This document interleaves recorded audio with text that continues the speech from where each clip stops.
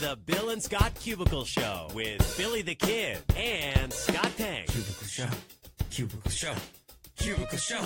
Cubicle Show! It's the Bill and Scott Cubicle Show. Yeah? It's the Bill and Scott Cubicle Show. Yeah! What's up? I'm Scott. And I'm Bill. And this is the Bill and Scott Cubicle Show. Epi number 150. Yeah! Yeah! Yes! Yes! So I teased this morning that there were going to be some changes to the Cubicle Show for today's episode.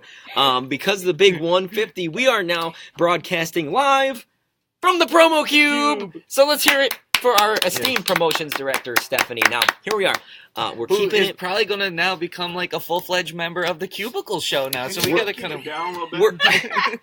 We're sort of. Can you guys keep it down? I'm on the phone. Sorry man. about that, Jay. Sorry, We're gonna. soft, We're doing our soft. We're It's doing the our soft Cubicle Show. Right, the we library really voice shouldn't have Cubicle signed Show. up to work at a library, man. Damn.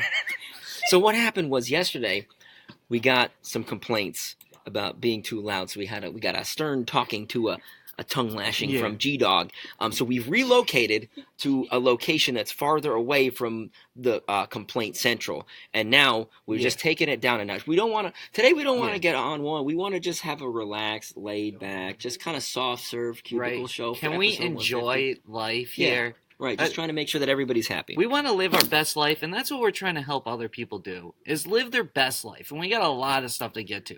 We'll get into this Cubicle Show hate and the librarian and everything like that. We got this Rock and Vin Diesel beef has beefed back up, flew up. We got Cardi B predictions, album release eve. Lighting over here sucks, man. Yep. Look at this shadow on my face. It's awful. Let's start it off with the concept of Stranger Things being stolen. This is the rumor around the wood right now. That's Hollywood. Rumor around the wood, like ring around the rosy. Rumor around the Hollywood. Okay. Okay, so this guy named Charlie Kessler claims that he wrote the original screenplay for Stranger Things. What? Oh, wow. Snapchat action over there. Yo! From Stephanie. Welcome to the Cubicle Show. Thanks for behind the checking scenes. in.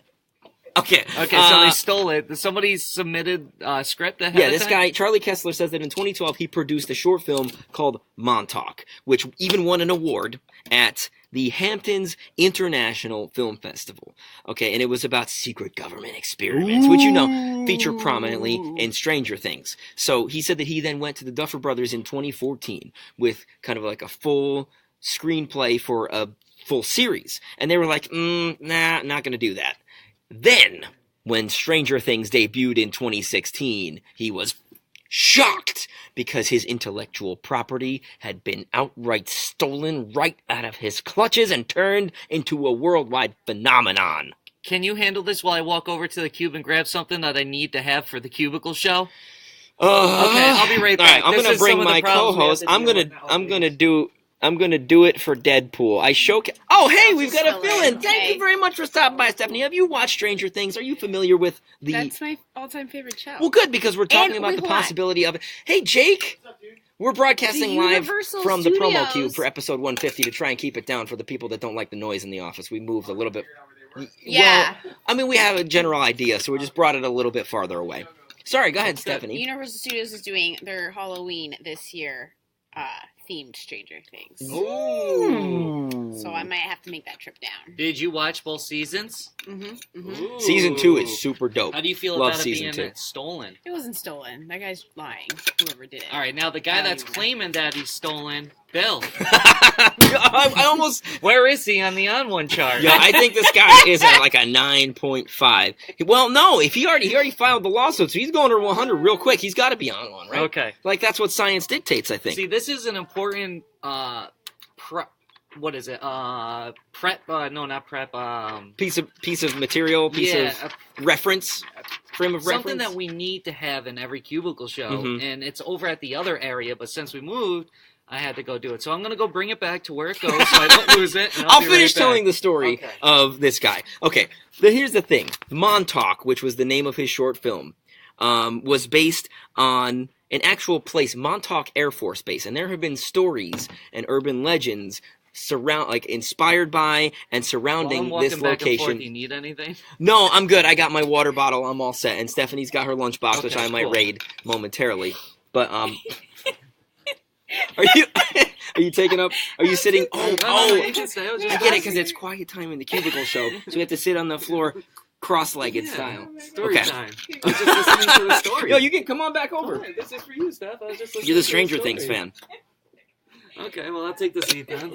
Anyway, what I'm trying to say is there's been a lot of fiction based on this Montauk Air Force Base for decades. Like, Stephen King even wrote a story about it a long time ago. So people, like, on Twitter primarily are like, what the heck is this guy? One person was like, I wrote a story. I grew up on Long Island. I wrote a story about Montauk when I was 16. Do I get to sue the Duffer Brothers too? Like, the idea is, there's been so many other pieces of fiction about this place that this guy claiming he had this idea, it wasn't even his original ideas, is kind of what they're saying. Hello, Hey, Alicia! Sean! You can still hear us? That's a problem. Oh, sorry. So we gotta dial Go it back down. down. All All right, What's so- up, Missy?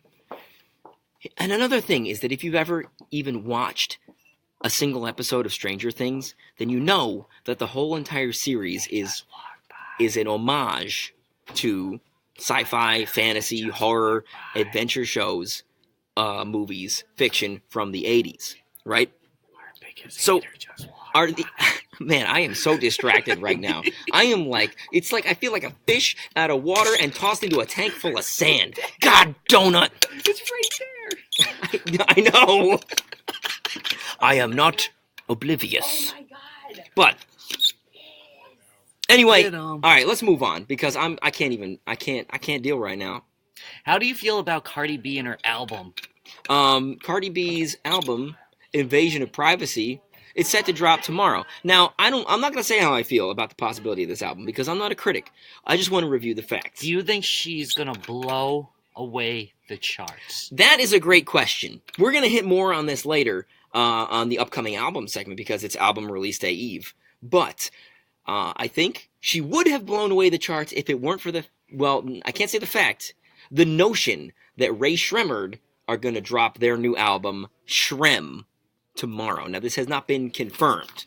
This is a theory, but it's an entirely plausible one, and it seems like it's probably likely. I didn't bring any of my notes on any of the topics we're talking about today. Well, that's okay. I have them I can all. go back over and If grab you, them. I mean, I'll go hey, grab if you them. want to go grab them. Go ahead, talk about Shrem. Hey, Stephanie, tap in. We need you. Happening. Yeah. Oh, here.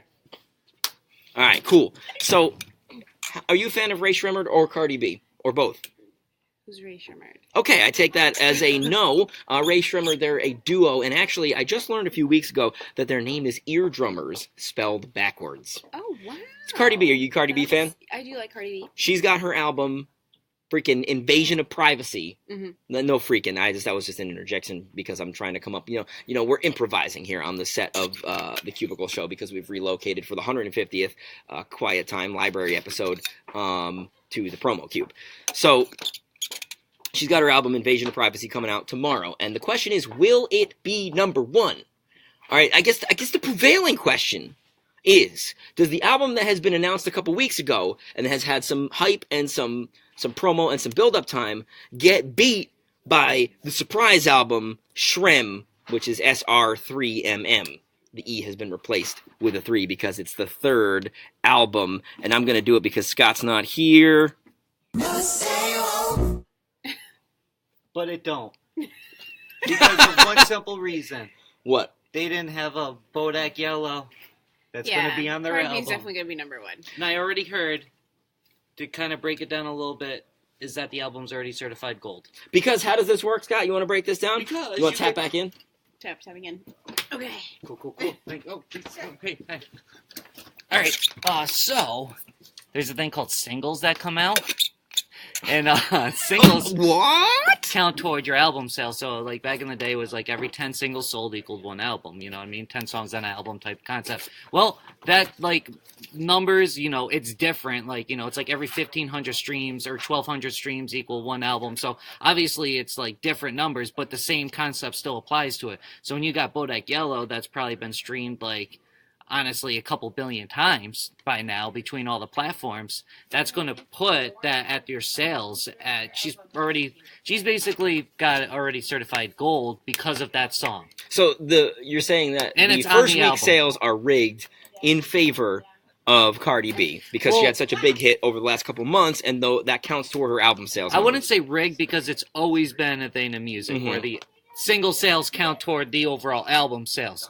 But I think the problem is that the number situation in general with these music things, like all these people are acting like they're huge superstars, and if you think back to like the early 2000s and even late 90s, like people that were selling 1 million albums or 500,000 albums, they were really big stars, and there's these kids out there that are doing like 300,000 and nobody's even heard of them. Like, you know, I think there's just different. I think the numbers are different. The I think metrics they need are to go. skewed. I think they need to go up, to be honest with you, because 1,200 streams equals one album sale like that. I think 1,500 is right. I think it's 150 streams is the sale of a single song.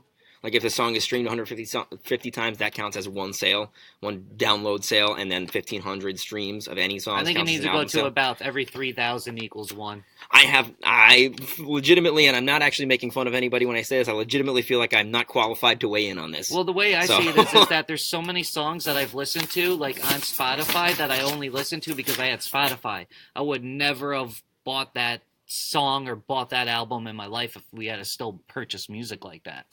So that's the way I look at it. I think you got more people checking out your stuff because you got the subscription base. because they can. Oh, Right. I just want to shout out Missy, shouting out her cube. She's up Hey. front doing reception, Yep. but she comes back here for the latter Usually half she of the day. sits right behind Stephanie, Right over there. So that area. thanks for right checking there. in to the show, Missy. All right, did we talk about this Rock and Vin Diesel beef? Oh, we did not get to that. Okay, this is fascinating to me. So back in the day, 2 summers ago, 2016, there was beef. But sorry, I gotta break it down. We gotta crank the volume down. All right, let me get my Zen place because. Zen Master Bill. Okay, so back in. Is that- Yeah, we did. We did. We did. You Yeah. I think you were on the phone doing something Yeah. important that we were rudely interrupting. So in 2016, The Rock and Vin Diesel were beefing on the set of Fate of the Furious. That seemed to wrap up pretty quickly. They squashed that beef. Vin Diesel even made a statement about how they're like family, except apparently that's not the case because The Rock just did an interview with Rolling Stone where he said that they did some creative shooting and editing so that he and Vin Diesel wouldn't even have to shoot any scenes together. And if you've seen Fate of the Furious, you know that Vin Diesel is separated from the rest of the group for most of the movie, so I don't Yeah. imagine that was terribly difficult. Because he's a bad guy. In that movie, he is the He's bad a guy. heel. The heel turn Vin Diesel. So The Rock said that they had a fundamental difference in philosophies on how we approach movie making and collaborating, and that they did talk it out and they ended up with a sense of clarity after that, a little face-to-face in The Rock's trailer. So he left him with this. He said, I wish him all the best, and I harbor no ill will there just because of the clarity we have. Actually, you can erase that last part about no ill will. We'll just keep it with the clarity. So The Rock, here he is. Look at he's throwing. That's the kind of thing you say when you want to throw shade at your ex. You know, we have no ill will, except take out the no ill will part. And that's what I like to say is... A wrinkle in time.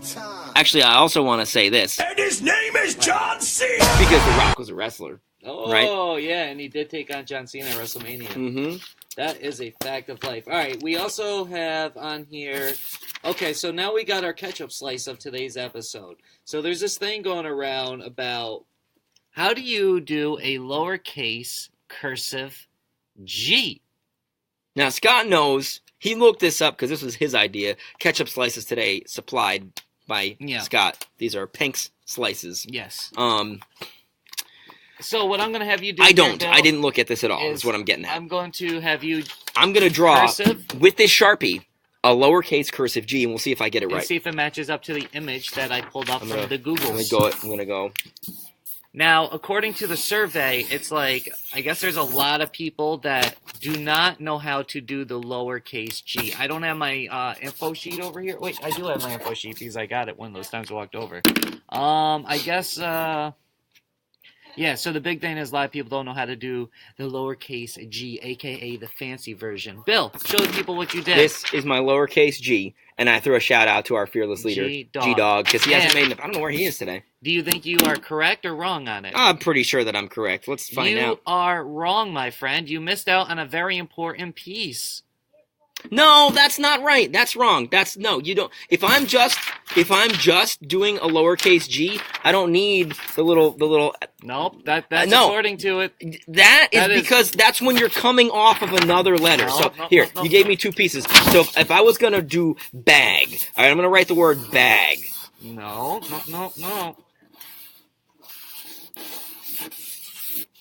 See, I have the lowercase. I get the bag, all right, and flip it and tumble it. That's a B. Then you go to the A, and that little squiggly is to connect No. the A to the G. That's all it Not is. I did it. according to this- Get not according to out it. of here. All right, And that is why this is probably the reason why people get it wrong, because of that stupid little thing. you don't. If you're just doing a G, you're just doing a G No, by you need itself. to You do it. start at the top like You're a wrong. normal You're human wrong. being. Look, You're Miss wrong. Neiman taught me how to do cursive in 2nd grade. You're getting me on one. All right, you Miss are. Neiman is wrong. All of the glass in this building that's about to shatter when we get too loud Library. is exactly all right. So you need to stop. All right, this is your fault. I'm blaming this on you and them and their cursive. Wow. See what I did? And you know what? When it gonna comes go- to the hold on a little, second. when You- it you comes go. to the Be little quiet though. little squiggly, frankly, my dear, I don't give a damn. It's just me. It's just me over here. Just me, myself, and G. Fun fact. It's upside down. Where was I? Where was I? Where on the were you scale? just a second ago? I was like here. I was about to be on one, but So we you're- brought it back. That we're bringing it So down. you're about a. I'm going. Let me get down to about a 6 on the. So you were about a 9 or a 9.2 or I was something. like 9.6. 9.6. It was wow. getting there. We were approaching, Okay. but thankfully, we've reached what is almost the end of the episode. Which is known as Album Release Day Eve. You got the sheet because I got the forgot sheet. my you forgot sheet. your. Should I go grab it? If you want to go grab your sheet. Okay. Let's discuss this together. While Scott goes and grabs his sheet, I'm go. You're gonna get a glimpse into cubicle life. What did Scott go do? He went to go get his album release day sheet, so I just took myself entirely out of the frame Oh, you so know people what? could see what. I had it over here the whole time. Oh wow, you scoundrel! Jeez, is the volume level messing with your brain? Was it just a little too loud? Can I be honest? Yeah. I'm just doing all this on purpose right I now. know you are, because that's the Scott Pank promise. Okay, so I like that. The Scott Pank promise. you troll. You're adversarial for the point of just like trolling and getting on people's nerves. I know this by now. So coming out tomorrow, obviously we got Cardi B, Invasion of Privacy, and possibly Ray Shrimp. But we also got some other tasty nuggets on this list. We got some Kylie Minogue.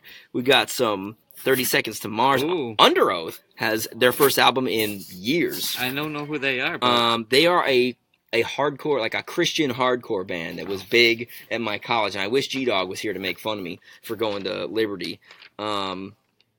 You know, well, we also got this. We got the Flatbush Zombies, which is a hip hop collective out of Flatbush, New York, in this New York City. They're pretty fun to listen to. I also see we have the Wonder Years with the Sister Cities album. Sounds fun. Also, here's what I like the most, right? There's 2 things on here that really speak to me, but kind of disappoint me because this one specific album really should have came out last week. It is called Bark Your Head Off, Dog, and it's by Hop Along. How do you miss putting... Easter was last week. How do you Hop not put Along, out... Bark Your Head Off, Dog. What's the other one? Oh, yeah, I forgot I said 2, right? You did. And the other one is Gum, the underdog. I What's like- this dog theme? I like Manic Street Preachers. Resistance is futile. Yeah. Manic Street Preachers. Watch out for them. So, that's it. That's the big 150th episode, the Over the Hill episode of the Cubicle Show. Yeah. And I just want to thank you for tuning in, and we hopefully that the soothing volume of our voices today was like Get you tucked in with your blankies and your babas because it's nap time on the Cubicle Show. I do want to say our level hasn't really been too much different than it normally is. No, your level hasn't. I've been making a concerted effort to make sure that the people who can't handle extraneous volume are...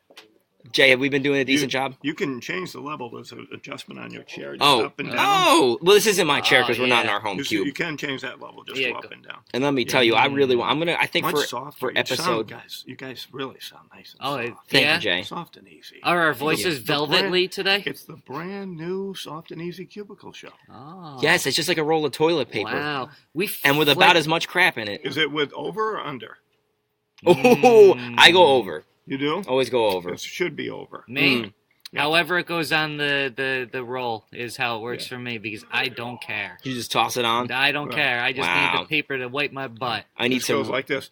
I need some routine and schedule and consistency in my life. I can't do that. You know what's unfortunate about being over here is that we don't get Jay Scott's little side. Yeah, right. He has to walk all the way over. You know, but we get to see his face, though. I think if we're gonna do it, we do a cubicle show from Jay Scott's cubicle on Monday. Maybe we just take a cubicle on a cubicle show and make it a traveling show. Like yes, the greatest show, like the Ringling Brothers and Barnum and Bailey Circus. Would we bring the clowns? Okay, Bill, back? I want you to read this comment that just came in real quick. All right, from Genevieve. This is real here, Genevieve. Praying hand emojis here.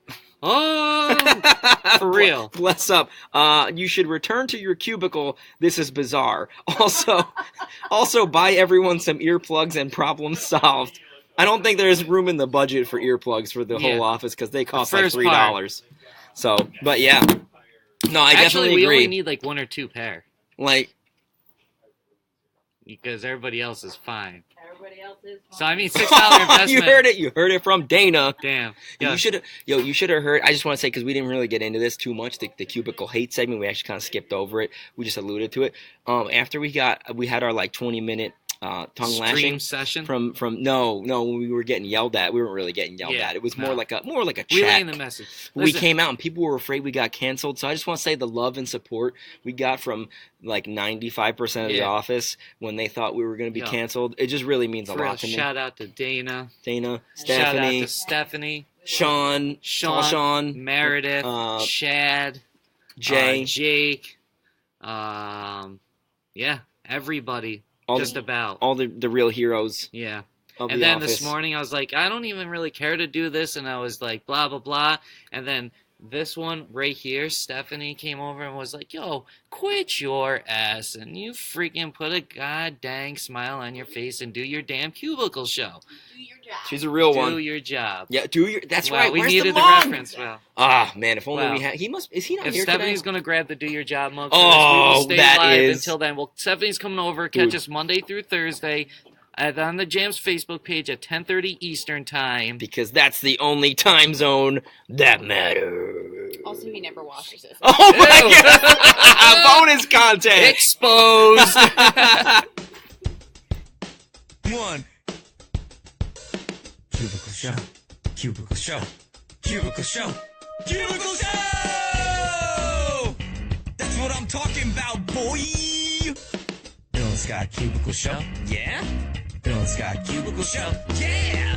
Bill and Scott Cubicle Show. It's the Bill and Scott Cubicle Show. It's the Bill and Scott Cubicle Show. It's the Bill and Scott Cubicle Show. Cubicle Show. Cubicle Show. Cubicle Show. Cubicle Show.